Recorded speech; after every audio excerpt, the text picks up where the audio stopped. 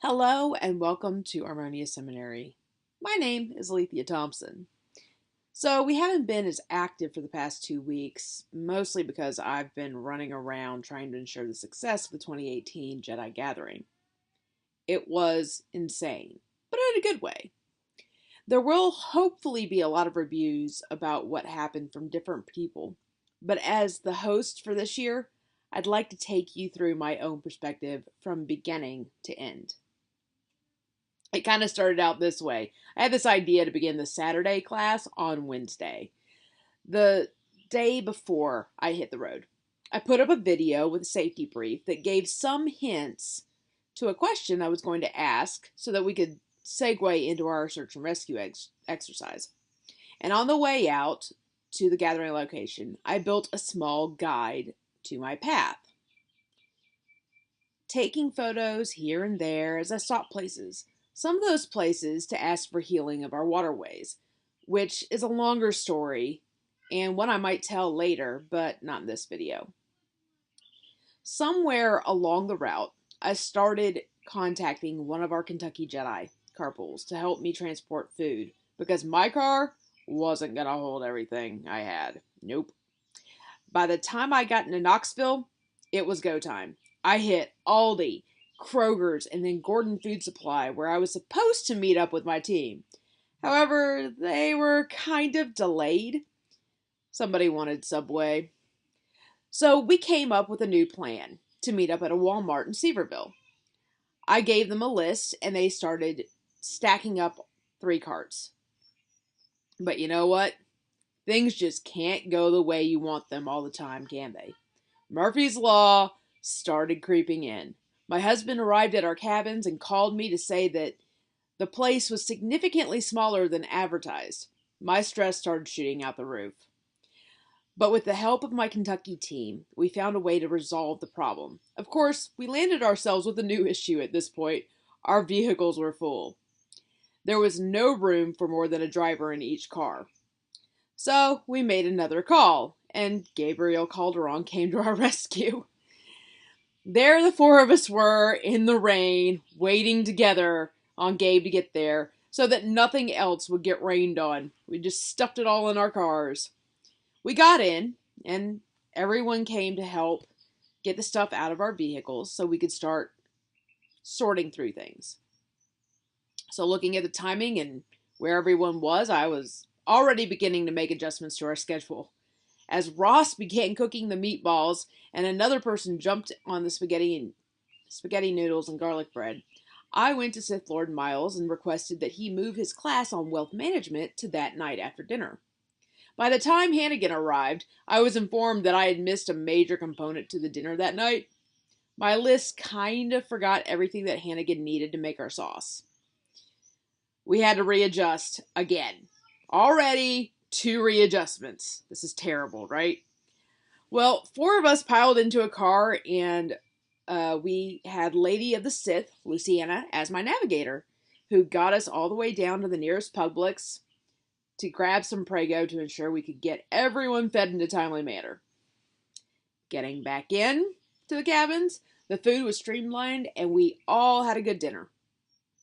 After dinner, Miles took the group to the downstairs while Gabriel and I set up for our 3 candidates to go through their labyrinth of trials. Aside from the fact that I had to improvise on what I wanted to do with that labyrinth and the constant wind messing with my candlelight, the significance was not reduced. Working alongside Gabe to perform these 3 trials was incredible. Afterwards, Gabe and I led people on a journey. Gabe's attendants went on a shamanic journey, and mine went gallivanting into their own mind to discover truths about themselves. By the way, I should also mention, when I got in, we managed to find all those places that people needed so that they could find their sleeping arrangements. Don't know how that happened, but it worked out. So the next morning came, and I got up early. Both the good and bad thing about being stressed is that I don't tend to sleep, which gave me an edge for starting breakfast really early.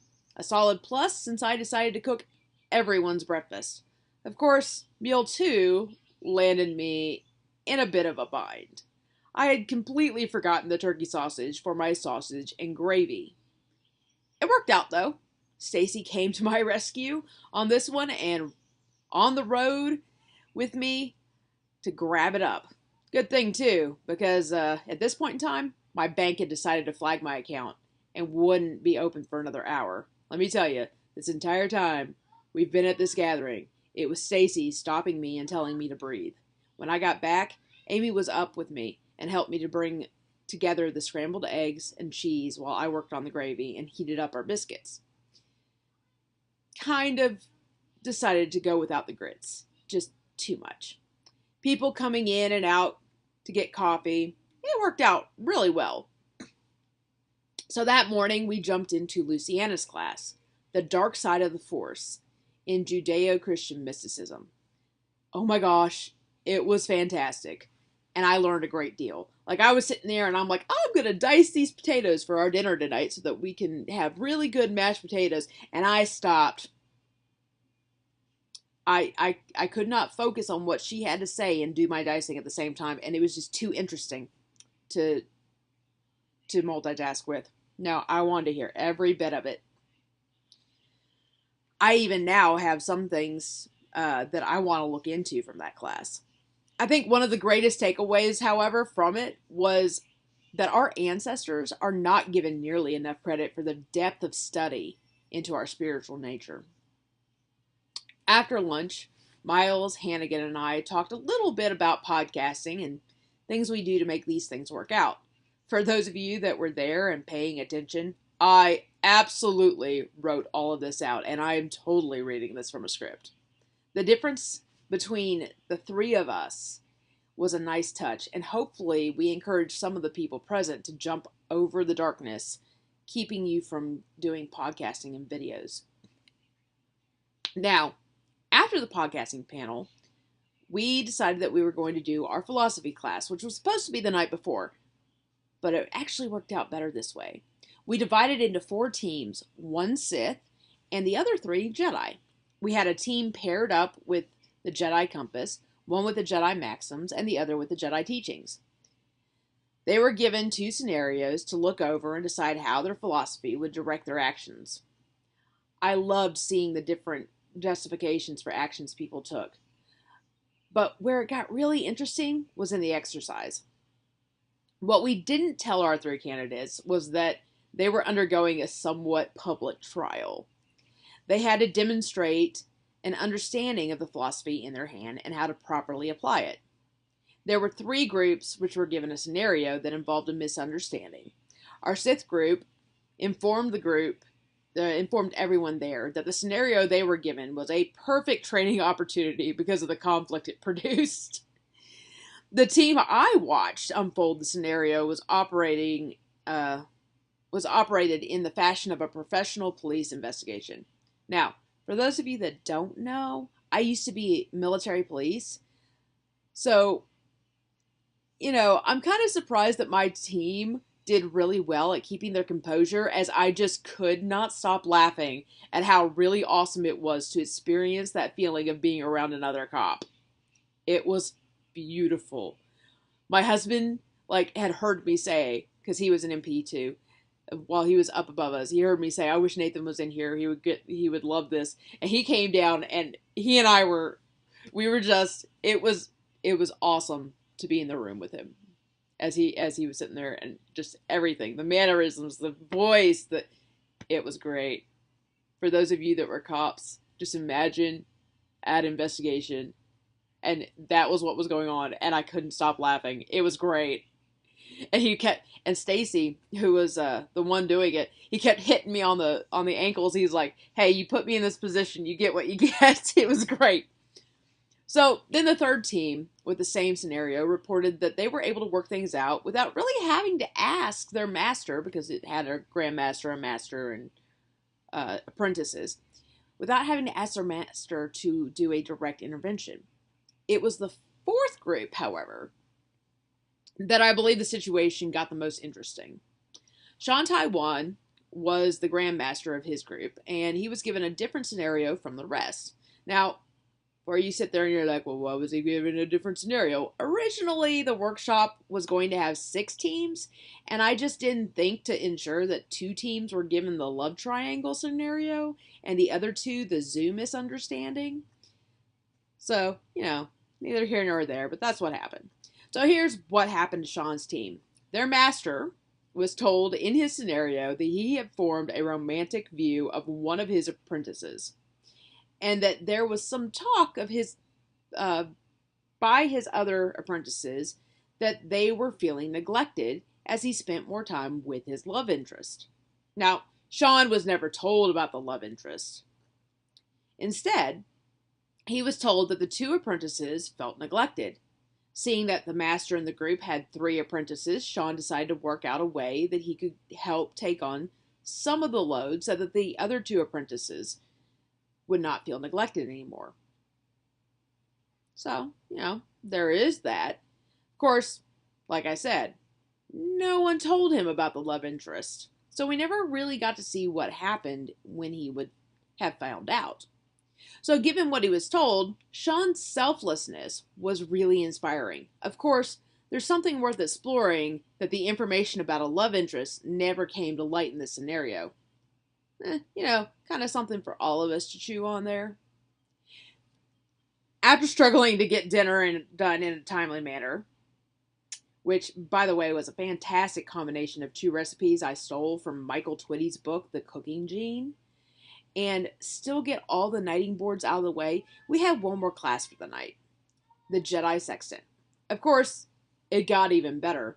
I originally only planned on doing the Jedi Sextant, which was inspired by the dark aspect of Force Academy's glass bead game. Kind of saw that they had a game of their own, and I was like, you know what? I kind of want one for us too in the light. So I created one. Well, this is why it was so important to me that someone was able to explain it.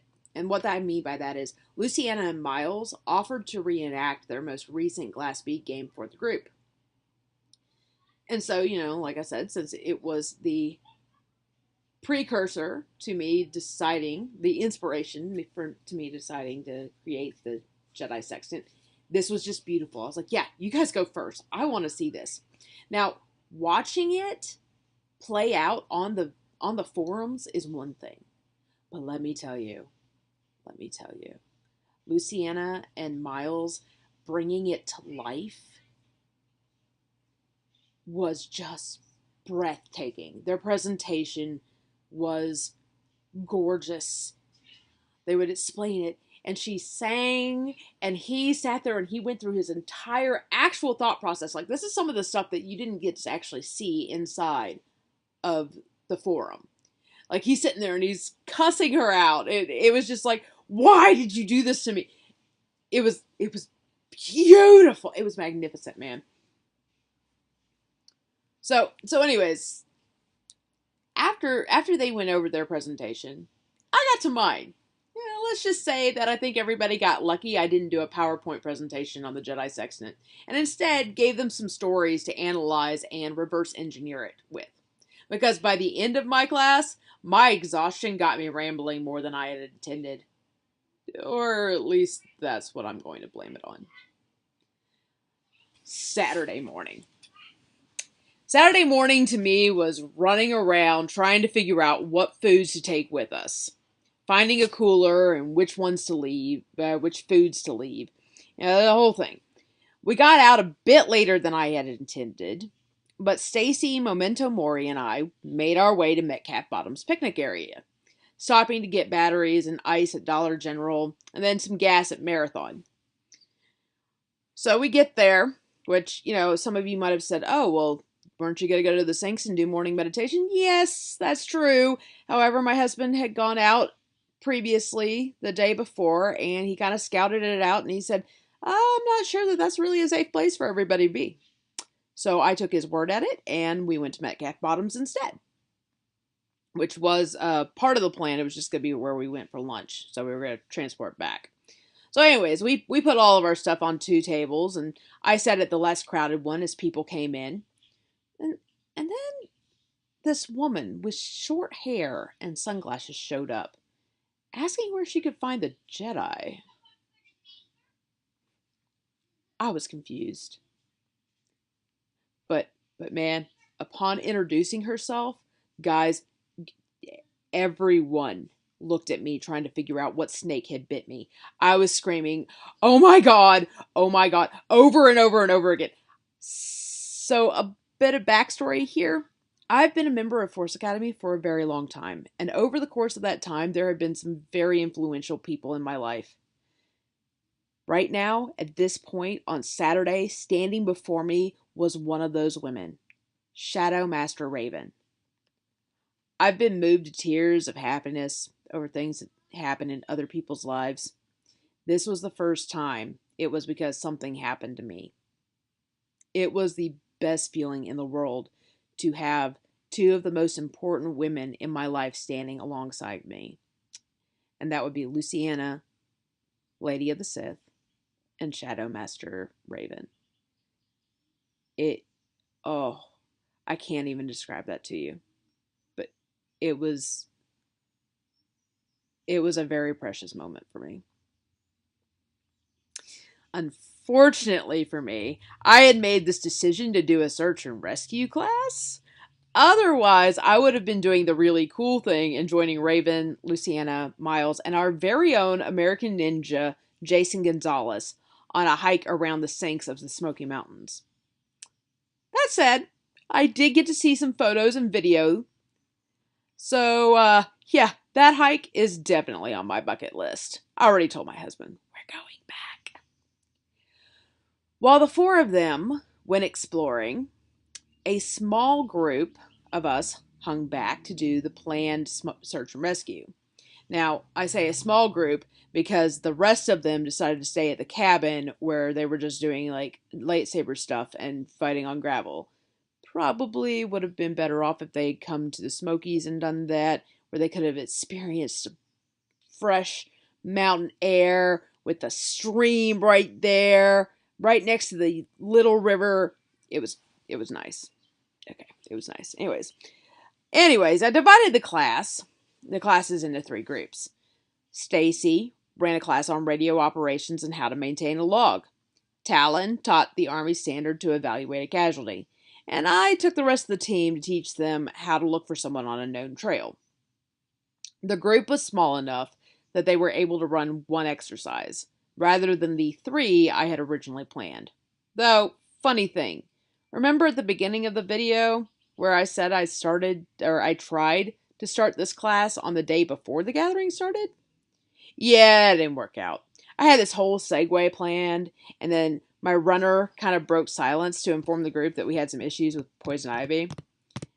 So, yeah, the group approached me completely confused. But you know what? It was great. Gabriel had been put in charge, and his team rose to the occasion. I even put a casualty into their group to see how they would react. They kept him with the team, worked to ensure that he didn't fall behind. Honestly, I couldn't have asked for better results on that workshop. So they get back, right? And I'm looking at the time. I'm like, we got some time. Let's run an experiment. So I put together these pendulums, and they had already selected them, and that was actually pretty fun. But I'm not gonna go into that part. But they got out their pendulums, and this was kind of a little unspoken addition. I put it together about 3 weeks prior to the Jedi Gathering. Wasn't much, except that I kind of wanted to make sure that the pendulums were correctly aligned to their future owners. So I had Nathan, my husband, go into the picnic area and find a place to hide. When he and Stacy got into position, because Stacy decided to, why not? I'll go follow him. I'll talk with him. So when they got in position, the group took up their pendulums and went to go find them. A few of us found them, while others it didn't quite work out. Though the first time they all tried, they were being pulled pretty hard in a particular direction. We're still sort of curious about what it was that really wanted the Jedi's attention. Maybe one day I'll go back out and see. Though we kind of think that it might have been where our Sith, our Shadow, and Jason were. Our class concluded somewhere around 1330. And at this point, Gabe and I made our way into the shallow little river. That's actually what it's called. It's called Little River, which runs through the picnic area. And eventually, that river meets the Tennessee River. Using the conch shell, we asked for a blessing upon the waters this and the waters that this waterway touches, and for attention to be called to it for its healing. Afterwards, everyone left. They all had things that they had to get done, except for me and Memento Mori. I took back to the center of Little River and meditated, even found myself singing to the water as it rushed by me. Later on, Raven, Miles, Luciana, and Jason returned that afternoon, very briefly. And after sharing a few moments to say goodbye before Raven had to take off and catch dinner and her plane, we each went different directions. Memento, Jason, and I hit Publix one last time to grab some froyo for the dessert that night. Got some Starbucks and then headed back to the cabin. Once again, not exactly the plan. The dinner for this night was supposed to be the easiest to prepare. Ha! Yeah, right. We worked on the parfaits together, and then I had to head up to get dressed for one of the most important things we planned for this gathering, Gabe and Jay's wedding. But while I was up there getting dressed, and while we were working on trying to get everything together for those parfaits, yeah, they kind of fought an uphill battle with the freezer. We had a few parfait casualties. So after I got dressed, I ran down and I said, I went to Hannigan and I was like, Hannigan, I need you to start doing the labyrinths to set them up. So the houses, originally I had planned to have this on this plot of land out back, right? All the labyrinths. But then when we got there, the labyrinth, or the plot of land was barely big enough to put a tent on before it just drops. So yeah, that wasn't going to work out. And then I thought, well, okay, maybe I'll do it in the gravel, except that there were all sorts of cars in the background, and I was not going to have that in my photos. But the cabins, there were two of them, they're facing each other, have these long wraparound balconies, like almost completely all around the house. And so we decided we were going to use that. So I went to Hannigan and I said, I've still got some stuff that I've got to get fixed. And I've got to make sure it gets done. I'm already in kimono. This is already getting really out of hand. Can you please set this up? Here are the candles. Put them all together. And Hannigan struggled with them for a while.